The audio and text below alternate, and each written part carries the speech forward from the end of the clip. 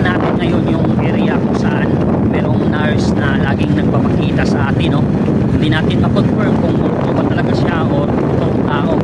So ngayon subukan natin puntahan. Pasok tayo dito, no? Ito yung sinasabi ko na liblib na lugar, no? Dito ko laging nakikita yung nurse na naglalakad sa ganitong oras. Kung walang ilaw dito, nako, grabe, sobrang dilim dito. Diyan sa unahan, mga kawayan na, no? Napaka creepy. Dito ko minsan nakikita si ma'am.